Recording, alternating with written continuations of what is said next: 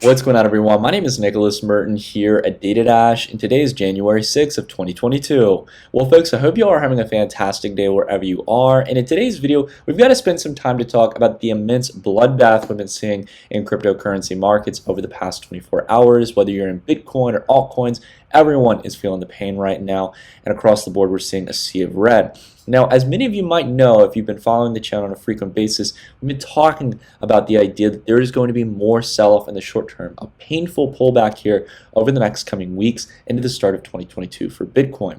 Needless to say, I want to explain today why I do not believe this is a bear market. I am confident that we are going to come back down to the $30,000, $35,000 range, and that is going to set the foundation for us to continue regaining back up to previous all-time highs and kick off the parabolic close of this bull market later on in 2022. So without further ado, let's go ahead and dive into it, guys, and start off with the chart of the hour, the Bitcoin chart, okay? Now, as many of you will recall, again, we've been talking confidently since we had our early December pullback here in price from around $56,000 all the way down to a relative low around 42K. Many people thought that this is the worst of the correction, that it was time for it to move higher, and we talked confidently about making an assumption that at this point we're going to be coming down to the $30,000, $35,000 range, right? Revisiting back down to the lower bound range that we saw back from May to July. And now that we've broken through the confident line of support that everyone was saying was the next best bet for Bitcoin and that was going to start moving higher, yet again, we've collapsed lower in price, well below that trend line of support. And now there really is no range of support here for Bitcoin. Some people might argue down here at 40K as it's a big even level, but to be completely frank with you guys, with the momentum here and the rollover, this dead cat bounce, it is likely we are coming back down to the lower accumulation range. Something we've been talking about religiously over the past couple of weeks since we had that first initial pullback in early December. And this is something that I really want to drive through here because, again, all the while, some of you might be curious, saying, okay, Nick, if you believe that Bitcoin's going from 42K to 30K, aren't you bearish? Well, in the short term, you could label that as being bearish. But as you all know, as we have drawn here on the chart, I do not believe we are in a bear market. I believe what we're doing is building up a long-term accumulation channel, right, with a wide band between the resistance and support range that's going to set up the foundation once we make that top band of resistance support to really spring up and have our bull market top, our cycle top here for Bitcoin sometime later on in 2022. That's the general thesis we have. And the reason we've been holding this thesis is because of twofold principles. First off, we've already seen this happen in this bull market from the lows here. And I'll go ahead and turn on the logarithmic chart. I apologize, put up the I'm back on my Mac and stuff, so apologies for misclicking things. So we can see here that we've already had an exacerbated rally, right? Second fastest recovery from the lows of the bear market, entering into the next bull market, right?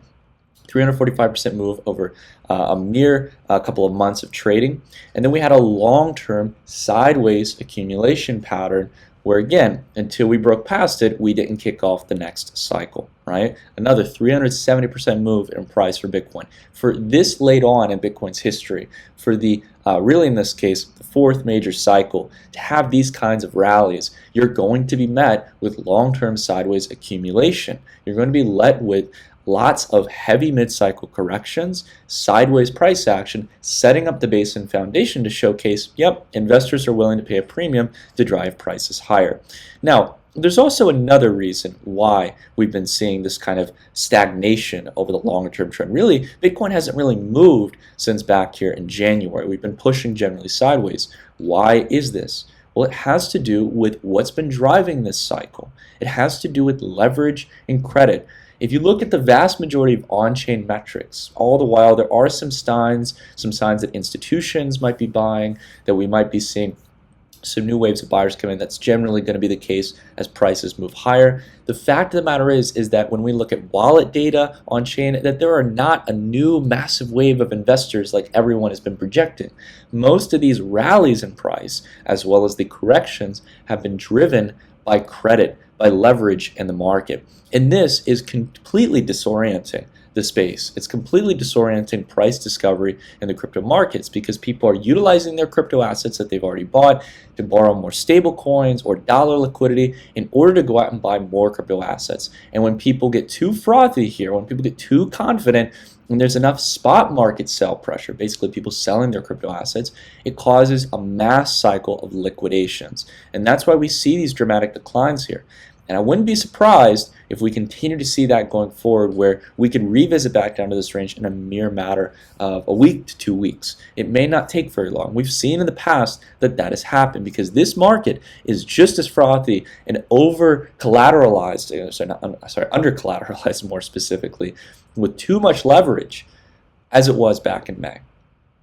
Case in point, the market has not learned its lesson.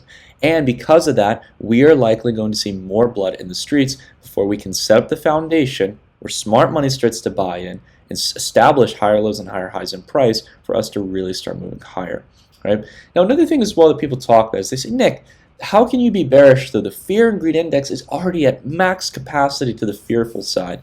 There's max bearishness in the market, right? How can you say such a thing? Well, first off, I gotta tell you guys, if you've been going through crypto Twitter, if you go through and listening to a lot of the crypto influencers out there, they're not peak bearish. They're still talking about, okay, we didn't reach, and sure we didn't reach in January or December, the 100K, 150K cycle top, but in Q1, we're going to get it, right? It's going to be right around the corner. That's still what everyone is projecting. They're projecting this false sense of hopium in the market, trying to give you answers that you want to hear, but what aren't really the realistic answers. And when it comes to indices like the crypto fear and greed index, we can see that even though it might be on the lower end of the spectrum, it's been lower before. Just back in May, we went down to 10 multiple times. But outside of that as well, it stays there for a while, right? When we revisit the greedy ranges or the fearful ranges of the index, it usually lives there for a while, meaning that price can continue to consolidate and move lower before we see that move higher. It's a very important point to keep in mind here, guys, and I'll go ahead and make sure my webcam is in the way so you guys can see that. Again, we saw this going for a long period of time, and we really haven't been down here, not to mention we've had these slight positive bumps, just like we had a fake out back here in June, right? It showcases here that we're likely going to be continuing sideways for a while. So I want to go ahead and emphasize a couple of tweets that I put out. All right. Again, I want you guys to know that when you come to this channel, I'm going to give you guys as realistic of takes as I can. And it's always based around a principle of two things. It's based around having conservative price estimations, right? Keeping more conservative than the people who are saying it's going to go 500K or a million. There's so much noise out there, guys. These price projections that some people put out are absolutely bonkers.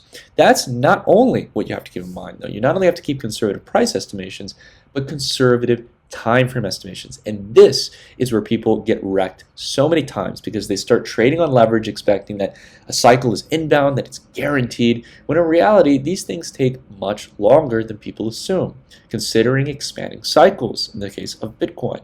So the first tweet we put out a while ago. Again, I'm not going to badger on about this too much, but as you guys know, we were confident that we weren't going to be hitting this 100K target by the end of 2021. We are clearly out of 2021 now, and it is clear that that did not happen. Along with that as well, we emphasized a big point back here in early December. There could continue to be more price decline. There could be continuous blood in the streets, more lowering of price. However, at the same time, we are confident that just like back in May, how we were confident that it wasn't a bear market, that this is again another mid-cycle correction to shake investors out, to get people to think that this is a double top in the market, that it's over, the bull market has collapsed, it's imminent, that we're going to be seeing an 80% correction. Right? That's what everyone is thinking about right now. Right? When the sentiment flips, when you break these kind of key trend lines in the market and prices continue to decline. When in reality, my point to it is that we need to look at averaging in to these lower price ranges if we do have some additional capital and we feel like we want to invest in the market, because we see that this is setting up the long-term accumulation channel, just like we saw back here, to set up the foundation for a spring up higher towards 150K, 200K, right? Pretty realistic price range estimations for Bitcoin. That puts us around a $4 or $5 trillion market cap for Bitcoin. That's completely doable in this cycle, right? So I think that that is completely reasonable to shoot for, but it's not going to happen in the next month or the next quarter. It's going to happen in late Q4 of 2022. It might even happen in early 2023. I would say, though, if we follow the expanding cycles, we generally are estimating that the top would be sometime around November of 2022. That's the general target range, give or take a month or two either direction. All right? Notice how we're not calling the absolute date, the absolute month, or the absolute price, because we got to be honest with ourselves, guys. No one knows exactly what's going to happen. What we can use is our history, like the history of the expanding cycles. We can look at the Bitcoin all-time history index, right? We can see if we take a look at the monthly chart, and we'll go ahead and take it on the auto log scale, we can see that this scales out over time. We see the expansion of cycles. We're taking a look at the monthly chart here, 11 months, 24 months, 35 months, and if we meet with a 12-month expansion, as we generally see an 11 to 13-month expansion each time, we meet in the middle at 12 months, that'd be 47 months in total, taking us here towards that parabolic high at 150K, 200K, maybe somewhere a little bit above that, around November of 2022. That's the general thing we want to drive on here, guys. Right?